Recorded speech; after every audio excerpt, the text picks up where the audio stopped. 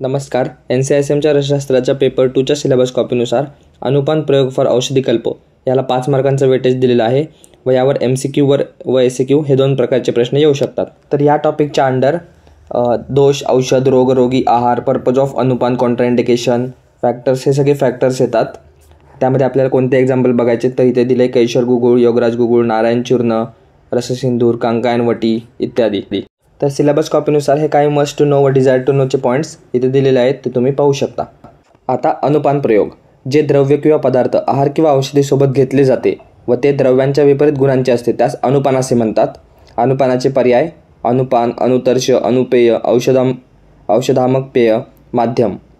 अनुपानाचे वर्गीकरण केलेलं आहे. एका वर्गीकरणानुसार त्याचे 2 प्रकार होतात, आहार योनी आणि औषध योनी म्हणजे आहारासोबत व औषधींसोबत.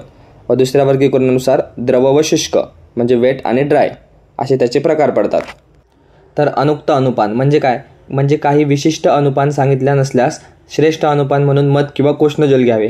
अनुपान गुण दीपन, दोषगमन, पिपासा, बल्य, वर्ण्य, तृप्ती, सुखप्राप्ती. त्यानंतर दोषानुसार अनुपान. वातज दोषामध्ये स्निग्ध उष्ण अनुपान द्यावा, पित्तजमध्ये मधुर शीत व कफजमध्ये वृक्ष उष्ण अनुपान. आता पाहूयात रोगानुसार अनुपान. शूलमध्ये हिंगू, पुरांजोरात घृत व पिप्पली, वातरोगात लसूण व घृत, विषामध्ये स्वर्णभस्म, अतिसार कुटज, अर्शामध्ये चित्रकमूल व कृमीमध्ये विडंगकवात हा अनुपान असावा. अनुपान प्रयोग महत्त्व. अनुपान का महत्त्वाचं आहे तर अन्नाचे पचन होते, शरीर व इंद्रिय प्रीणन करणे, अन्नाला सर्व स्रोतसांमधून सर्व दूर पोचविणे, कठीणता दूर करणे व ओलावा प्राप्त करणे. अनुपानाचा निषेध. अनुपान कोणामध्ये निषेध सांगितला म्हणजे करू नये तर ऊर्ध्वजतुर व्याधींमध्ये, श्वास, कास, उरक्षत व पिनस इत्यादी व्याधींमध्ये. आता सिलेबस कॉपीनुसार याचे एक्झाम्पल पाहूया. कैशोर गुगुळ याचं वर्णन शारंगधर संहिता मध्यम खंड 7व्यामध्ये आलेलं आहे. त्याचे घटक द्रव्य आहेत त्रिफळा 1 प्रस्थ, गुडूची 1 प्रस्थ, गुगुळ 1 प्रस्थ व जल. त्यामध्ये प्रक्षेप द्रव्य त्रिफला, त्रिकटू, गुडूची, विडंग, निषोत्त आणि घृत. ह्याचा विधी सांगितला आहे पुढील प्रमाणे. सुरुवातीला त्रिफला क्वाथ तयार करावा, नंतर त्यामध्ये शुद्ध गुगुळ टाकावे, ते घट्ट होईपर्यंत त्यास अग्नी द्यावा, गुगुळाचा गंध आल्यावर अग्नी बंद करावा, मग त्यानंतर त्याच्यामध्ये प्रक्षेप द्रव्य टाकावे, त्यानंतर ते चूर्ण वस्त्र गाळ करून गोळ्या बनवाव्यात म्हणजे वटी बनवावी. तर याचे स्वरूप घन असते, वर्ण काळसर, गंध गुगुळचा असतो व रस कषाय असतो. याची मात्रा सांगितली 250 ते 500 mg. अनुपान आहे कोष्णजल किंवा दुग्ध आणि उपयोग वातरक्त, कास, शोथ व अग्निमांद्यामध्ये. नेक्स्ट आहे नारायण चूर्ण. याचं सुद्धा वर्णन शारंगधर संहिता मध्यम खंडामध्ये आलेलं आहे.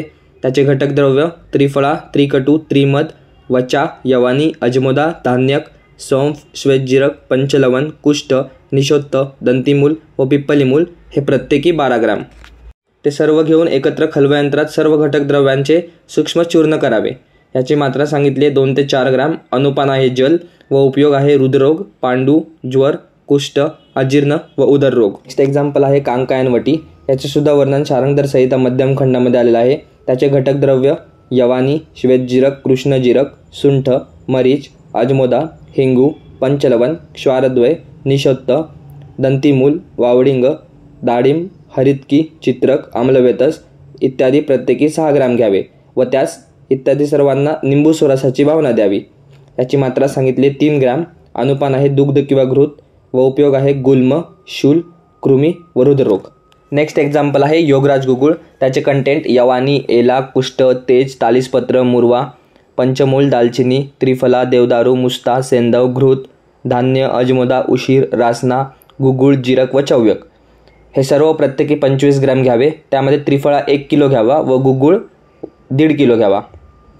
याचं उपकरण खल आहे, स्वरूप घन असतं, वर्ण काळसर, रस तिक्त कषाय, गंध सुंठीगंध, उपयोग आहे वातरोग, कुष्ठ, अर्श, प्रमेह, श्वास, कास व अपस्मार. मात्रा 500 mg व अनुपान आहे मध किंवा कोष्णजल. नेक्स्ट आहे रससिंधूर. त्यामध्ये शुद्ध पारद 8 तोळे, शुद्ध गंधक 8 तोळे व वातोंकुरा स्वरसाची भावना द्यावी. याच्यामध्ये यंत्र वालोका यंत्र वापरतात. त्याची मात्रा सांगितली 1 ते 2 गुंजा व रोगघनता सांगितले श्वास, कास, क्षय, उन्माद, प्रमेह व आमवात. तर या होत्या अनुपान प्रयोग फॉर औषधी कल्पासंबंधित नोट्स. तर तुम्ही या पॉज करून राईट करू शकता व काही राहिले असल्यास कमेंट करा, ते आपण पुढील व्हिडिओमध्ये पाहूया. तर भेटूया एका नवीन व्हिडिओमध्ये नवीन टॉपिकसोबत. धन्यवाद. So guys, subscribe Ayurveda Essence for more such videos. You will get all handwritten notes here.